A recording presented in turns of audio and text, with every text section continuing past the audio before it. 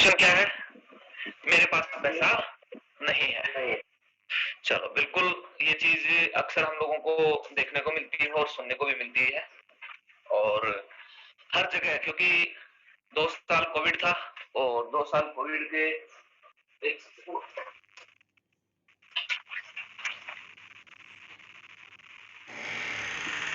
Covid के चलते काफी ऐसा जगह हुआ कि जिनके व्यवसाय थे, जिनकी नौकरियां थी, जिनकी रोजी रोटी थी, उसमें प्रभाव पड़ा। लेकिन अभी साल भर से कुछ सुधार हुआ है, लेकिन फिर भी ये क्वेश्चन जरूर हमारे सामने आ जाता है कि सर, इस महंगाई के दौर में आज परिवार को पालना पोसना मुश्किल होता है, लेकिन ऐसे में हमारे पास में पैसा नहीं है कि मैं इस व्यवसाय को शुरू कर लूं। तो ऐसे में आप सामने वाले से किस तरीके से क्वेश्चन आंसर कर सकते हैं? एक चीज का ध्यान रखना है, प्लान के दौरान अपनी बॉडी लैंग्वेज जो है, खास तौर से ध्यान रहे कि सामने वाले से आपका जो बैठने का तरीका है और आई कांटेक्ट दोनों मिले हो, आपकी उसकी आंखें और आपकी आंखें मिली हुई होनी चाहिए, और आपका बॉडी लैंग्वेज ऐसा नहीं होना चाहिए कि एकदम रिलैक्स मोड में बैठे हो। नहीं, जहां भी प्रेजेंटेशन आप करते हो तो प्रेजेंटेशन के दौरान आपकी बॉडी लैंग्वेज बहुत कुछ बयां करती है, आपका ड्रेस कोड बहुत कुछ बयां करता है। इन सारी चीजों को आपको ध्यान रखना है। स्ट्रेट बिल्कुल बैठना है, आंखें मिली हुई होनी चाहिए, बीच में से कोई ऐसा व्यक्ति आए जाए नहीं कि आपके बीच में व्यवधान पैदा हो। ठीक है। अपॉर्चुनिटी, तो सबसे पहले तो उस व्यक्ति को, जब वो व्यक्ति बोलता है कि मेरे पास पैसा नहीं है, तो हम लोगों को प्रोडक्ट सेल करने नहीं है, हम लोगों को क्या करना है, उसको एक अपॉर्चुनिटी बेस्ड प्लान प्रेजेंट, मैंने पहले भी बोला था कि हमको सामने वाले को जो प्रेजेंटेशन कर रहे हैं, वो प्लान जो कर रहे हैं, वो प्रोडक्ट को सेल करने के लिए नहीं, बल्कि एक अपॉर्चुनिटी देने के लिए। देखो सर, मैंने आपको प्लान दिखाने से पहले ही आपको कहा था, ये वो अपॉर्चुनिटी है जिसमें काम करके आप अपना सपना पूरा कर सकते हैं। अब अपन वापस से एक बार फ्लैशबैक में जाते हैं। फ्लैशबैक में कहा, जब हमने प्लान की बिगिनिंग की थी, तो बिगिनिंग के दौरान हमने उस व्यक्ति से एक 5 क्वेश्चन पूछे थे, 5 क्वेश्चन, 5 सपने उसको पूछे थे कि इन 5 सपनों में से जीवन में यदि एक सपना को पूरा करने का मौका मिले तो आप इनमें से कौन सा सेलेक्ट करेंगे? तो उस व्यक्ति ने जो सेलेक्ट किया, गाड़ी का, घर का, अच्छी एजुकेशन का, कर्ज मुक्त जीवन का, देश विदेश की यात्राओं का, तो उनमें से एक सपना आपको याद होगा पक्का कि हाँ सर, इसने ये सेलेक्ट किया था। तो यहाँ पे आप उस व्यक्ति को कह सकते हो, सर ये वो अपॉर्चुनिटी है जो आपने मुझे बताया था कि जीवन में यदि एक बार सपना पूरा करने का मौका मिले तो मैं चाहता हूँ मेरी लाइफ में ये घर मैं अचीव करूं, ये गाड़ी मैं अचीव करूं। तो सर, यहाँ से आप परचेज, पैसा खर्च नहीं कर रहे हो, बल्कि एक परचेजिंग करने के बाद आप अपने उस सपने को पूरा करने का स्टार्टअप कर रहे हो। इस तरीके से आप उसको बोल सकते हो। और सर, इस अपॉर्चुनिटी में जब जब मैंने लोगों को दिखाया, इस अपॉर्चुनिटी को जब जो सच बता रहे हैं सर, कि जब ये क्वेश्चन अक्सर बोलना और बताना है आपको, हमेशा बोलना है कि सर मैंने इस अपॉर्चुनिटी को 10 लोगों को दिखाया, तो उसमें से 5 लोगों ने मेरे को मना किया और 5 लोग मेरे साथ काम करने जरूर आए हैं, क्योंकि उनको लगा है कि यहां से, इस सिस्टम के माध्यम से, इस अपॉर्चुनिटी के माध्यम से मैं मेरे सपने को पूरा कर सकता हूं। आप यदि इस काम को करते हैं तो भी आपका स्वागत है, आप और इस काम को नहीं करते तो भी स्वागत है। ये शब्द हमको बोलना है। पता है क्यों? क्योंकि अक्सर किसी भी व्यक्ति को जब हम कुछ बोल के आते हैं तो रास्ता बंद करके चले आते हैं। ये शब्द यदि आप बोलते हो तो हमेशा आप उसके घर तक जाने का रास्ता खुला रखोगे। हमेशा उसको कहो सर कोई दिक्कत नहीं है, आप डिसीजन लेते हो तो भी स्वागत है आपका, और डिसीजन नहीं लेते हो तो भी आपका स्वागत है। आप फिर क्या बोल रहे हैं? सर मैं आपसे एक सवाल करना चाहूंगा, एक समझदार व्यक्ति क्या करेगा? हाँ बोलकर अपने सपने को पूरा करने के लिए काम करेगा और आगे बढ़ेगा, या ना बोलकर जैसी लाइफ आज चल रही है वैसी की वैसी ही जीना चाहेगा? सर, आज जिस काम को आप कर रहे हैं, आज जैसी लाइफ आज जी रहे हैं, आपको उसको प्रेजेंट में लेके आना है कि सर आपकी लाइफ है क्या। फिर वहां से उसको ये बोला कि सर कितने साल आपने सर्विस कर ली, कितने साल आपने काम कर लिया, इन सालों में आज भी लाइफ में ऐसा है कि सर आप बोल रहे हो पैसा नहीं है, कैसा लग रहा है सर? और क्या गारंटी है कि इसी काम को करते करते 20 साल बाद आप कह सको कि सर आज मेरे पास पैसा है? आज जिस इनकम को आप कमा रहे हैं जिस व्यवसाय से, आपका अर्निंग उतनी है जितनी महंगाई है, और 20 साल बाद उतनी ही महंगाई बढ़ जाएगी और आपकी अर्निंग भी उतनी रहेगी। तो सर मेरे को जहां तक लग रहा है आज की सिचुएशन को देखते हुए आने वाले कुछ सालों बाद भी आप यही कहोगे, सर मेरे पास पैसा नहीं है। प्रोस्पेक्ट, सर मैं हाँ बोलना चाहूंगा पर दिक्कत है मेरे पास पैसा नहीं है, फिर वापस से वही रिपीट कर रहा है। आप सर जैसा पैसा जो है ना बात का स्टेप है, थोड़ी देर के लिए इसे भूल जाइए, पैसे को भूल जाओ। सर पैसा तो आप तब देंगे जब आप इस काम को शुरू करेंगे। पैसा तो आप तब देंगे मुझे जब आप इस काम को शुरू करेंगे। थोड़ी देर के लिए पैसे को भूल जाओ। जब आपको ज्वाइनिंग ही नहीं करना है तो आपकी जेब में पैसा हो तब भी नहीं देंगे, सीधी सी बात है। फिर आप बोलेंगे सर मैं आपसे पैसा मांग नहीं रहा हूं, सिर्फ इतना जानना चाहता हूं कि आपको यदि इस काम को करने का मौका मिले तो करना चाहोगे या नहीं करना चाहोगे। पैसा सेकेंडरी है, साइड कर दो सर, मैं आपसे पैसा नहीं मांग रहा, मैं आपको ज्वाइन नहीं करा रहा, और आप पैसा ज्वाइन नहीं करना चाहोगे तो भी आप पैसा नहीं दोगे। तो मेरा सवाल ये है कि सर मुझे सिर्फ इतना जानना है कि यदि आपको इस बिजनेस को करने का मौका मिले तो आप इसे करना चाहोगे या नहीं करना चाहोगे। सर थोड़ी देर के लिए आप ये सब भूल जाओ कि मैंने आपको कोई प्लान दिखाया है, कोई प्रोडक्ट दिखाया है, पैसा भूल जाओ, सब भूल जाओ। आज जो जिंदगी आप जी रहे हैं उसमें आगे बढ़ना है कि नहीं। बोलेगा हाँ हाँ सर, आप इसमें कोई कंफ्यूजन तो नहीं है। बोला नहीं सर। फिर आप क्वेश्चन पूछते हो दूसरा सवाल, अगर आप पैसे की समस्या हल हो जाए तो कैसा रहेगा। फिर जहां तक है शायद आपको कोई दिक्कत नहीं आएगी। नेक्स्ट प्रोस्पेक्ट, हाँ फिर तो कोई दिक्कत नहीं आएगी। आप इस बात से 100% कंफर्म हो कि बिजनेस तो करना है। अब देखिए सर मैं आपको एक सरल सा सवाल पूछता हूं। आप सर इस देश में ज्यादातर लोग अमीर है या गरीब है। तो जो आपका प्रोस्पेक्ट है वो बोलेगा गरीब है सर।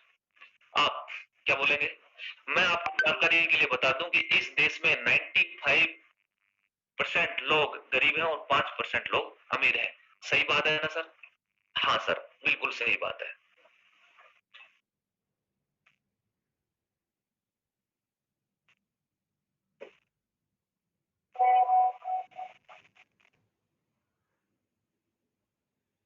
ओके नेक्स्ट क्वेश्चन अपने पास में लास्ट में बात करेंगे, इसमें मुकेश जी भेजा है। ठीक है मुकेश जी। आप तो सर अमीर आदमी गरीब बनना चाहता है क्या। नहीं बनना चाहता। आप और गरीब आदमी अमीर बनना चाहता है। बिल्कुल। परंतु सर 95% लोग जो अमीर बनना चाहते हैं वो अमीर बनते क्यों नहीं। जो गरीब लोग हैं 95% लोग वो अमीर तो बनना चाहते हैं, तो कभी आपने सोचा कि ये लोग अमीर क्यों नहीं बनते। प्रोफेसर जो प्रोस्पेक्ट है आपका, आदत होना या आदत के मजबूर होना, मतलब या तो उनको आदत होगी या उस आदत से मजबूर है। आप नहीं सर, इसके लिए हिम्मत चाहिए। सर ये जो गरीबी है ना ये हमारी दुश्मन है और ना इससे हराने के लिए हिम्मत चाहिए। जिसके अंदर हिम्मत होती है वो ही हरा पाता है। ये जो गरीबी है, ये रिच और पुअर के बीच का जो फासला है, बीच का जो काम है, इस काम के अंदर व्यक्ति को काम करने के लिए हिम्मत और जुनून और सुबह जल्दी उठ के अपने डिसीजन लेके और किस मकसद से काम कर रहे हैं वो सारी चीजें आपको तय करनी होगी, तब जाके आप यहाँ से अमीर बनोगे। और सच बताएं सर, आपको गरीब आदमी अमीर तभी बन सकता है जब हिम्मत करके डिसीजन लेता है। आज सर मैं आपको बता दूं कि इस दुनिया में जितने भी अमीर लोग हैं ये हमेशा अमीर नहीं रहे। कभी ना कभी किसी न किसी सदी में किसी न किसी पीढ़ी के अंदर इनके पूर्वज या ये खुद गरीब रहे हैं। तो जिस दिन ये गरीब थे उस दिन इन्होंने फैसला लिया था, डिसीजन लिया था कि मुझे यहां से पैसा कमाना है, अमीर बनना है, और डिसीजन लेने के बाद इन्होंने काम करना शुरू किया जिसके बदौलत आज ये लोग अमीर हैं। मैं आपको एक सिंपल बात बताता हूं सर। जैसे आपने कहा मेरे पास पैसा नहीं है, ठीक है सर, आपकी लाइफ में ऐसी कई घटनाएं घटी होंगी जब आपको पैसों की वजह से कॉम्प्रोमाइज किया होगा, कोई चीज लेनी थी पर नहीं ली होगी। बिल्कुल सर, हाँ सर। आप जैसे जैसे आप आज कॉम्प्रोमाइज कर रहे हैं, सर करना तो है पर पैसा नहीं है, ये भी एक कॉम्प्रोमाइज है। सर मैं चाहता तो हूँ काम करना, लेकिन यहाँ पे भी आप कॉम्प्रोमाइज कर रहे हो पैसों की वजह से। आप सपना पूरा करना चाहते हैं, आप अमीर बनना चाहते हैं, लेकिन यहाँ पे पैसे ना होने की वजह से आप कॉम्प्रोमाइज कर रहे हैं। और ऐसे ही सिचुएशन में आपने कई बार लाइफ में कॉम्प्रोमाइज किया होगा। आप फिर बोलना, सर क्या जीवन में कभी ऐसा हुआ कि कोई ऐसी इमरजेंसी आई हो और आपने कहीं से भी पैसे का बंदोबस्त किया हो? बोला हाँ सर, हो सकता है परिवार में, घर में, रिश्तेदारी में किसी के साथ में मेडिकल इमरजेंसी आई हो और पैसा ना हो और आपने वहां पे कहीं ना कहीं से पैसे के बंदोबस्त किया हो। आप एक जगह अपने आपने कॉम्प्रोमाइज किया और एक जगह नहीं। मतलब यह है कि उस इंसान की जिंदगी से आपको लग रहा था कि यार आज यदि मैं कहीं से कॉम्प्रोमाइज करके, कॉम्प्रोमाइज किए बिना कहीं से पैसों का जुगाड़ करके और उस व्यक्ति का जीवन बचा सकता हूं तो शायद बहुत अच्छा रहेगा। यहाँ पे आपने मेहनत करके पैसों का जुगाड़ किया। सोच के देखो सर, एक बार डीपली जाना, इस इंडस्ट्री में काम करके अगले 5 से 6 साल में आप यहाँ से अमीर बनते हैं और जिंदगी के अंदर कभी भी आपको कॉम्प्रोमाइज नहीं करना पड़ेगा। अपने परिवार के, अपने बच्चों के, अपने मैडम के सारे सपने यहाँ से आप पूरे करते हो। तो आज यदि आप यहाँ से बिना कॉम्प्रोमाइज किए और यहाँ से पैसों का यदि आप प्रबंध कर लेते हैं तो जीवन में आपको दोबारा से कभी भी कॉम्प्रोमाइज नहीं करना पड़ेगा। अब मैं आपको बताना चाहूंगा कि आपको इस व्यवसाय को ज्वाइन करने के लिए पैसा अरेंज नहीं करना है और ना ही प्रोडक्ट खरीदने के लिए पैसे का अरेंज करना है। सर जैसे आप बोलते हैं पैसा, एक सेकंड, पैसा नहीं है बोलते हैं, क्या आप जिंदगी भर ऐसा ही बोलना चाहते हैं? जी नहीं। आप सर, मैं एक भाई के तरह आपके साथ एक प्रैक्टिकल करना चाहता हूं। सर एक बार आप बोलो पैसा नहीं है, प्रोस्पेक्ट पैसा नहीं है, आपको कैसा फील हो रहा है? सर बहुत बुरा। सर आप आप बोलो कि मेरे पास 50 लाख रुपए है, मेरे पास 50 लाख रुपए है। सर एक बार और बोलो जोर से, मेरे पास 50 लाख रुपए है। तो सर अब कैसा फील हो रहा है? अच्छा फील हो रहा है।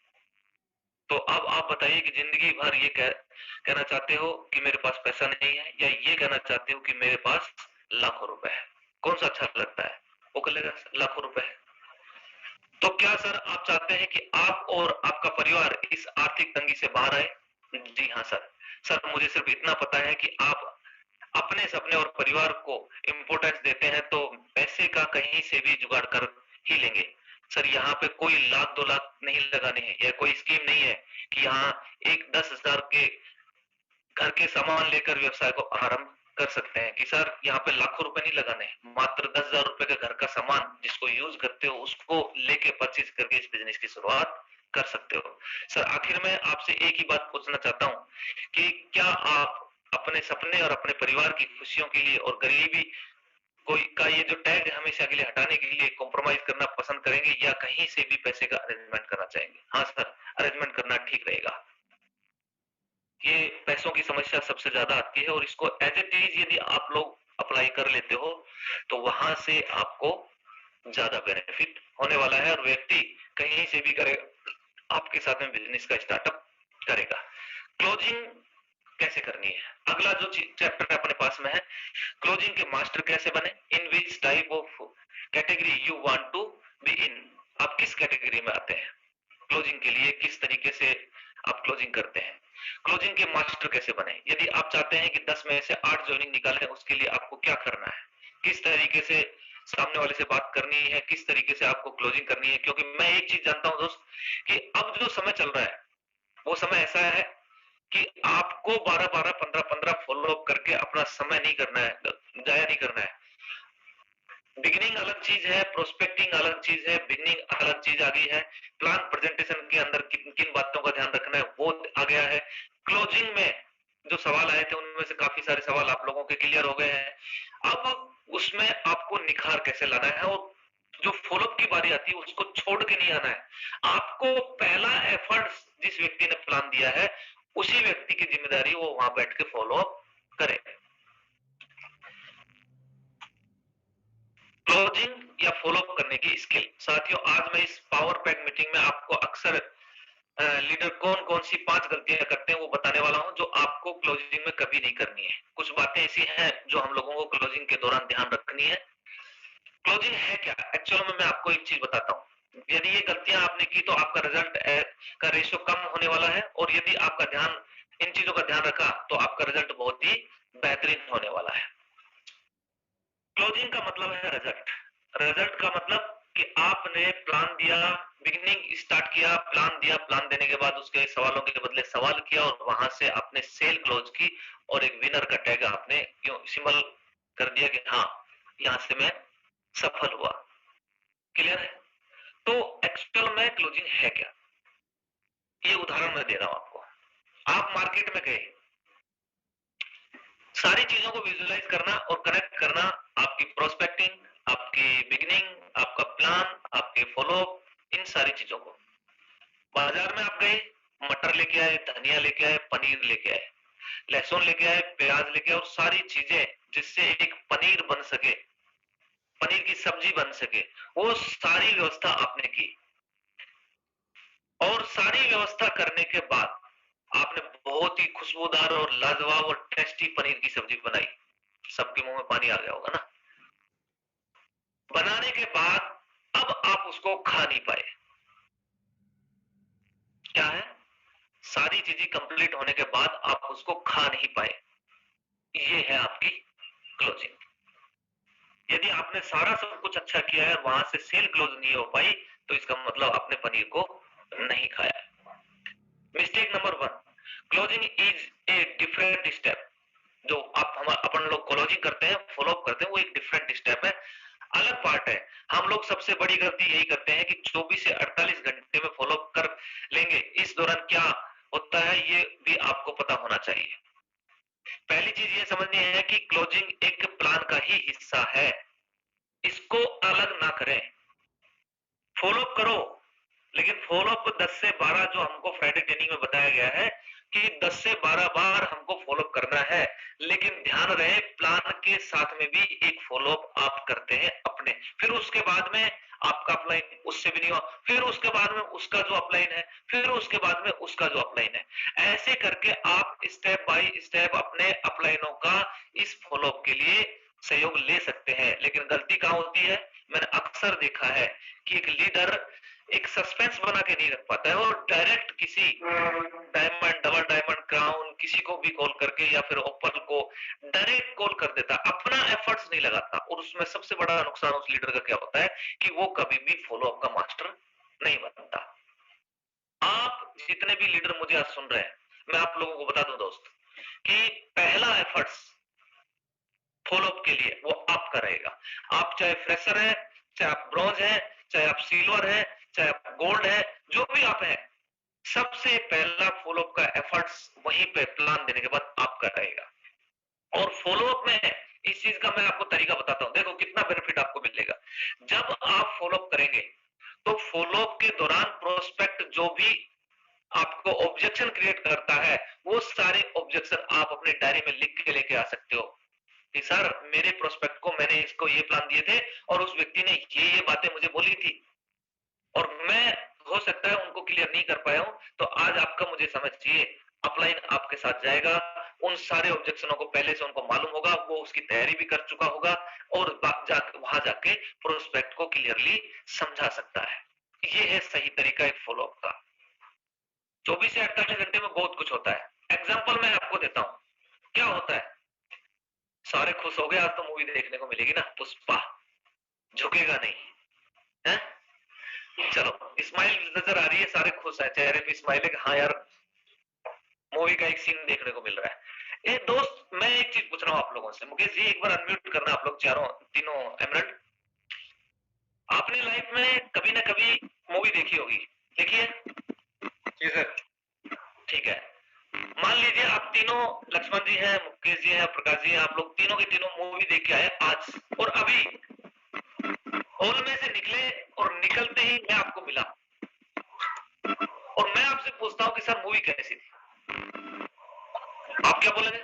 अरे सर मजा आ गया, बिल्कुल एकदम गजब की मूवी है, एक एक एक मूवमेंट, एक पूरा एक्साइटमेंट, ये तो बोलोगे जी गुरुदेव।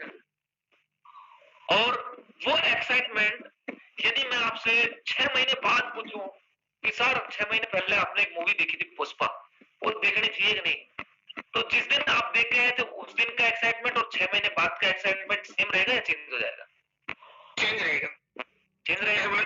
ठीक थी हैं? इतना बोलेंगे ठीक थी। हाँ ठीक थी। कुल मिला के हम क्या बोलेंगे? हाँ ठीक है यार, बढ़िया थी मूवी, देखनी चाहिए। और साल भर बाद जाए तो इस साल भर में पता नहीं कितनी ऐसी मूवी आ चुकी होंगी, अरे बोला सर वो तो पुरानी होगी, अभी तो रिसेंटली है ना RRR चल रही है, उसमें जाके देखो। एक व्यक्ति जब एक मूवी को देख के आता है तो उसके थॉट्स 6 महीने में चेंज हो जाते हैं, उसका एक्साइटमेंट उसका चेंज हो जाता है, वो इतना एक्साइटेड नहीं रह पाता। तो दोस्त सोच के देखो, आज और अभी जिस व्यक्ति को आपने प्लान दिया है, प्रेजेंटेशन दी है, उसको बताया है, जितना एक्साइटमेंट उसका अगले मात्र 24 घंटे में रहेगा, वो एक्साइटमेंट 2-3-4 दिन बाद में नहीं रहेगा। और यदि लंबे समय का फॉलोअप करने का मतलब है कि उसके सवाल निकालना, आप चाहो तो वहां बैठ के उससे बातचीत करके वहीं से सारे उसके सवाल निकाल सकते हो और उस सवालों के बदले सवाल कर सकते हो, क्योंकि वहां पे वो एक्साइटेड है, वहां पे स्टार्टअप कर लेगा। लेकिन यदि कुछ समय बीत गया, 24 से 48 घंटे निकल गए, तो उसका एक्साइटमेंट भी कम हो जाएगा, वो बहुत सारे लोगों से सलाह भी ले लेगा और ऐसे में वो नेगेटिव भी हो जाता है। इसलिए पहला एफर्ट्स आपको क्या करना है, वहीं पे लगाना है फॉलोअप के लिए। और यदि फिर भी नहीं माने तो दोस्त अगली मीटिंग का आपको टाइम लेना है उससे, कोई दिक्कत नहीं सर, मैं आपकी बात से एग्री हूं, लेकिन बस मेरी एक रिक्वेस्ट है कि आज यदि आप सोचने के लिए या पैसों के लिए इन चीजों के लिए मजबूर हैं और आप मुझे 24 घंटे या 48 घंटे का समय दे रहे हैं, सर मुझे एक दिन का समय चाहिए, तो सर नेक्स्ट मीटिंग का मुझे समय दे दो। क्या मांगना है? नेक्स्ट मीटिंग का टाइम ले लेना है कि सर कल या परसों। वो कहता है सर हाँ इतने तारीख को इतने बजे मैं आपको मिल लूंगा। यदि वो नेक्स्ट मीटिंग का टाइम देता है तो वहां पे आप आराम से जा सकते हो। सर आपने मुझे बोला था समय के लिए, अपने और बहुत कम लोग होते हैं जो बात से मुकर जाते हैं, लेकिन बहुत सारे लोग ऐसे होंगे जो बात से मुकरते नहीं है, मैंने टाइम दिया है वो आएगा जरूर। इस चीज का हमको ध्यान रखना है। मिस्टेक नंबर 2, क्लोजिंग के टाइम पर डिसीजन ना पूछना। ज्यादातर लोग क्या करते हैं, प्लान हो गया और प्लान होने के बाद एक ही मकसद रहता है, भाग ले। वहां पे लोग डिसीजन नहीं पूछते हैं, शर्म के मारे। पता नहीं, मुझे ऐसा लगता है कि कईयों को देखा मैंने, उनको खुद को ही कॉन्फिडेंस नहीं होता है। और यहाँ ये गड़बड़ जो है ना, वही लीडर करेगा जिसको खुद पे कॉन्फिडेंस नहीं है, खुद को बिलीव नहीं है और खुद को इतना विश्वास नहीं है कि हाँ यार मैं यहाँ से सफल हो जाऊंगा। इस वजह से वो व्यक्ति सामने वाले से भी नहीं पूछ पाता है, सामने वाले को ये नहीं कर पाता है, सर बताइए आपको पेमेंट कैश करना है या ATM से करना है या आप फोन पे से करोगे या चेक से करोगे। जब भी प्लान करो और प्लान खत्म होते ही, जस्ट खत्म होते ही प्लान कंप्लीट हुआ, सर बताइए प्लान प्रेजेंटेशन कैसी रही? शानदार रही, गजब की रही सर। तो सर बताइए पेमेंट कैसे करोगे, ऑनलाइन करोगे या ऑफलाइन करोगे, चेक से करोगे या ATM से करोगे, फोन पे से करोगे या गूगल पे से करोगे, बताइए सर किससे पेमेंट करोगे? वहां पे सवाल, वहां पे ऑब्जेक्शन निकल के आएगा, अरे सर ये दिक्कत है। ऑब्जेक्शन का सही से उसको आप जवाब दो, क्वेश्चन के बदले क्वेश्चन करो, वहां से क्लियर हो। जैसे ही एक क्वेश्चन का आंसर आप दे दो या क्वेश्चन के बदले क्वेश्चन कर लो, फिर एक सवाल करो, सर आप बताइए पेमेंट ऑनलाइन करोगे या ऑफलाइन करोगे, चेक से रहेगा या गूगल पे से रहेगा, कैसा करना चाहोगे? सर ये सारी चीजें।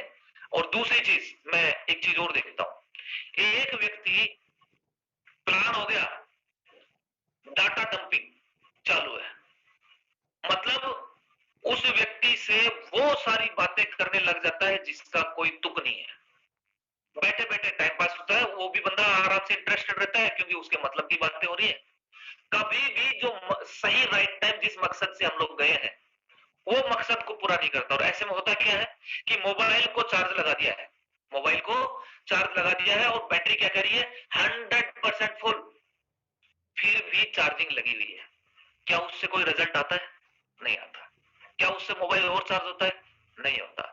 तो मेरे भाई, जब आपने उसको प्लान प्रेजेंटेशन दे दिया है, उसके सवाल का बदले सवाल कर लिया है, उसको सेटिस्फाइड कर दिया है, तो आपकी ड्यूटी बनती है कि उस व्यक्ति से आपको ये सवाल पूछना कि सर बताइए बिजनेस को स्टार्ट कर रहे हैं, चेक से करेंगे या कैश से करेंगे।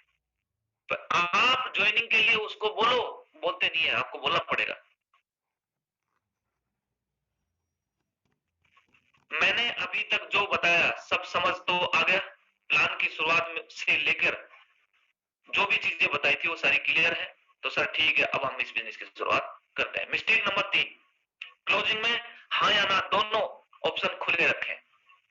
इस दौरान उक्त बात का ध्यान रहे जिसको आपको प्रोस्पेक्ट ये मानकर बैठा है कि अब ये मुझे ज्वाइन कराएगा,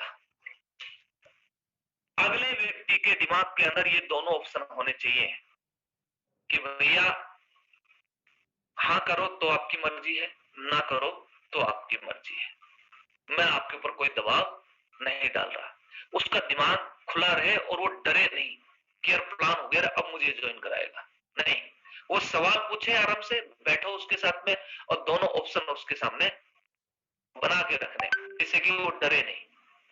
और यदि ऐसा है तो वो आपके साथ कनेक्ट रहेगा और कनेक्ट रहेगा, आपकी बातें सुनेगा और बातें सुनेगा तो वो समझेगा भी बातों को और डिसीजन लेने में तैयार हो जाएगा।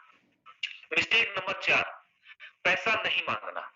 हम पैसा नहीं मांगते अगले से, प्लान दे दिया, दे के और अब डर के बैठे पैसा मांगू कि नहीं मांगू, यानी कि आपको विश्वास नहीं है, पैसा नहीं मांग रहे हो तो पहले अपने आप पे विश्वास करो, बिजनेस पे विश्वास करो, अपने प्रोडक्ट पे विश्वास करो। 100% फेथ आपका अपने बिजनेस पे होना चाहिए, तब जाके आप बोलोगे सर ज्वाइनिंग के लिए स्टार्टअप करते हैं और आप इन प्रोडक्टों का इतना बिजनेस वॉल्यूम के साथ में इतने बिजनेस से इतने पैसे से आपका बिजनेस शुरुआत करते हैं। Thank you my dear. आज का ये चैप्टर यहीं पे क्लोज होता है, ये सेशन यहीं पे क्लोज होता है और